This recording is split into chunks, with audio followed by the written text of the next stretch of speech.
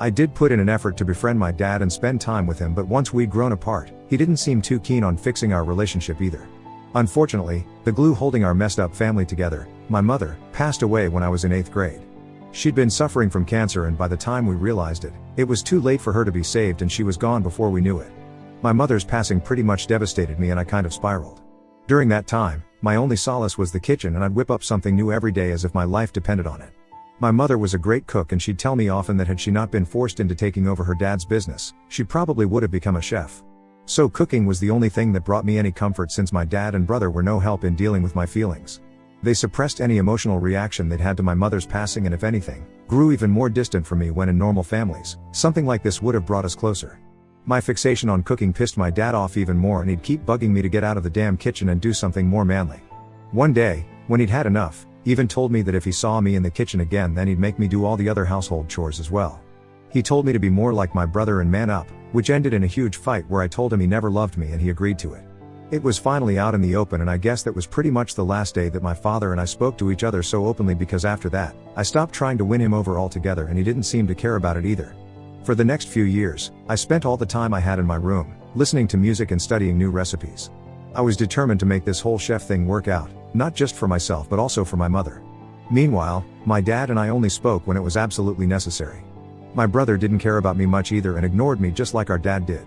So after my mom passed away, I basically had nobody I could count on. Finally, when it was time for me to apply to colleges, I decided to apply to a few of the top culinary schools as well as normal colleges so that I'd at least have a shot. I didn't know if my dad would agree to it, but I had to try, at the very least. I'd already interned at a restaurant secretly that summer and had some experience, and had managed to make them write a recommendation letter for me. Since that had helped greatly, so I did end up getting accepted into several of the schools that I'd applied to, including one of the best, which just so happened to be in France. I was thrilled that this was finally happening for me, but I was equally nervous since this would mean having to ask my dad for permission. I'd already made up my mind to beg him to let me go if he seemed to be reluctant, because I just absolutely had to make this happen for myself. I wasn't prepared to give up on my dreams under any circumstances, so I did tell my father about it eventually, and while I was ready for him to reject my request saying that it wasn't a masculine profession, I was absolutely not prepared for him to decline paying my tuition at all.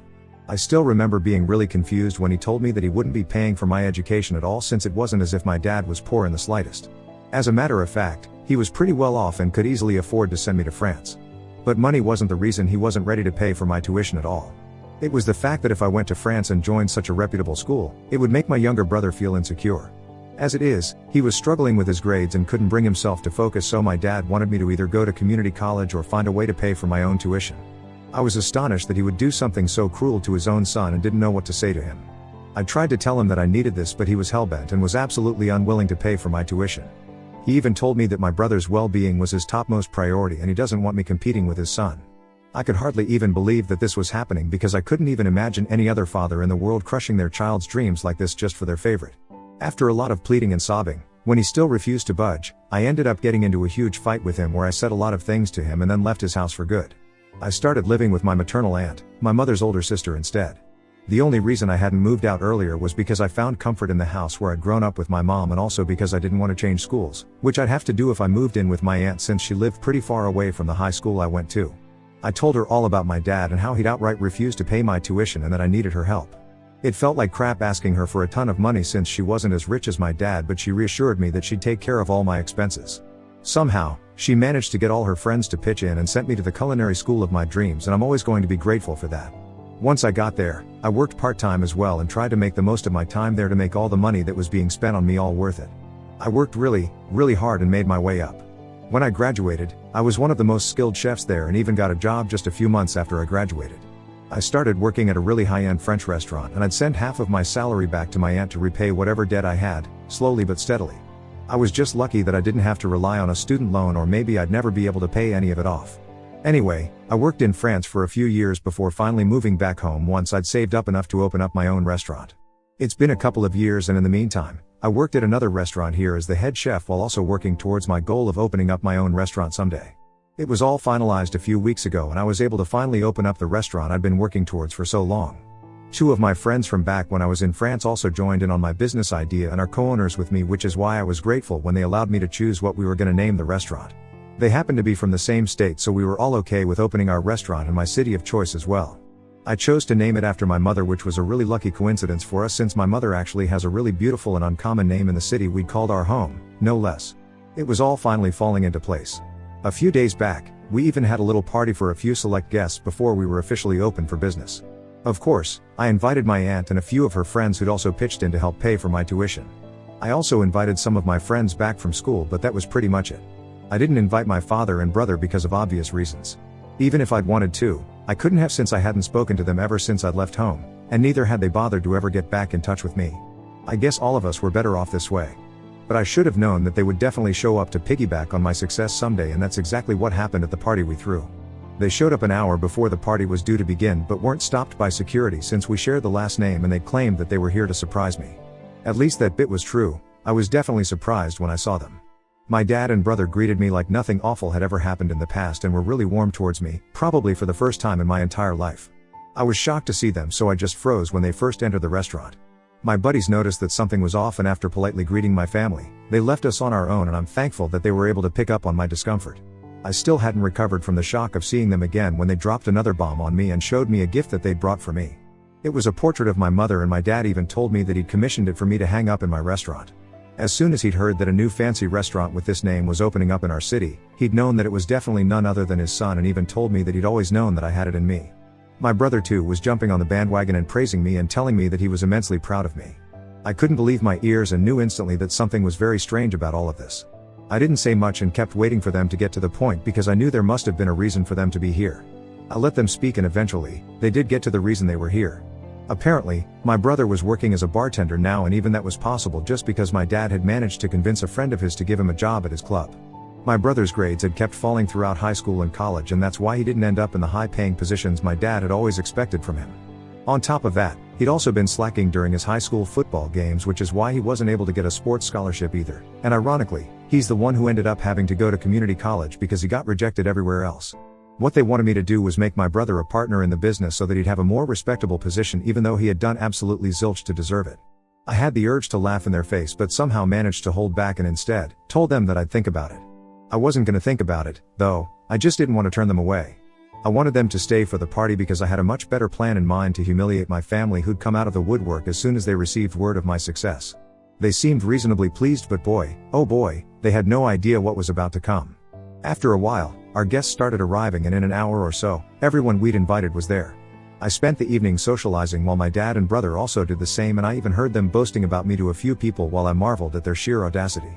Towards the end of the party, it was time for the hosts, namely me and my partners, to give a toast. My friends went first since I wanted to save the best for the last. Then, finally, it was my turn to speak, and that day, I was finally going to speak my heart out. I started off by thanking all my guests and raised a drink to my mother first, since she was the reason I'd even ever been able to achieve so much. I strongly believe that it was her faith in me as a child that had made me believe I could do any of this at all, and that had stayed with me, even after she was gone. After I'd paid my due respects, I decided to get to the DI's respect as well. I brought up how I'd had to take a loan from my aunt and her friends to go to culinary school and thanked her as well. And then, finally, I got to the reason I'd had to take a loan for my tuition in the first place: my family. I brought up how I'd grown up with a father who never loved me or had any faith in me and always berated me for having feminine interests like cooking, and a younger brother who was the replica of my dad. I told them all about how my dad had refused to pay for my tuition out of fear that I'd end up becoming more successful than my younger brother, who was his golden child, which is why I ended up leaving home. But despite all odds, I was able to rise and become who I am today, so in a way, they did deserve some credit for creating all the hardships I've had to face, or else I never would have found out how resilient I was. A lot of people shot my dad and brother the nastiest looks they could manage while I was saying all of this, and even they had the good sense to at least look ashamed, even though I knew that they didn't feel that way in the slightest. Anyway, I then walked over to my dad and brother and actually hugged them, putting up the same pretense that they had when they visited me today. Two could play this game. I announced that because they'd shown up to celebrate my success today, I'd forgiven them for whatever had happened in the past and was even ready to give my brother the job of the bartender at my restaurant. To other people, this obviously seemed like a really emotional reconciliation, and they ended up actually clapping for me at the end of my speech, and there were a few wolf whistles. Only my family and I knew that this was nothing more than an attempt to humiliate them, which I'd done quite successfully. But they had to smile and act like they were super grateful for what I'd done, since they couldn't exactly storm out angrily, which is exactly what they wanted to do. After a while, when the crowd had cleared out and it was finally time for us to go home, my dad and brother confronted me right outside my restaurant. They were furious, and I swear there were angry tears in my brother's eyes. They demanded an explanation for what I'd done, and if I'd never intended on making my brother a partner, then I should have just turned them away as soon as they arrived. I just laughed and told them that this was my form of paying them back for everything that they'd done for me over the years, and this is exactly what they deserved.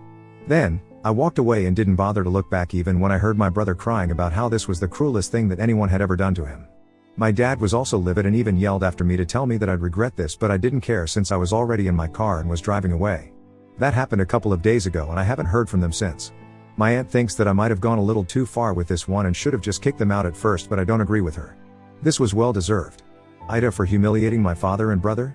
Update 1. Hey, I decided not to reach out to my family to apologize in spite of what my aunt had said about me being way too harsh. I don't feel sorry about what I did, so I'm not gonna pretend I do and go out of my way to say so. They could have taken the opportunity to apologize to me when they visited me, but they didn't do so. I explained this to my aunt as well, and while she still believes shouldn't have done what I did, she hasn't said much about it. I guess this is just one of those areas where we agree to disagree, and I'm okay with that. In other news, my brother has made sure that he goes behind my back to talk crap about me to all our friends back from school. It's unfortunate that we went to the same high school, since this just means that random strangers from school are now texting to confirm the rumors that I'd humiliated and then kicked out my dad and brother from my restaurant after feeding them 3-day-old food on purpose. Yeah, he exaggerated the story to make himself seem like the victim, which is pretty unsurprising.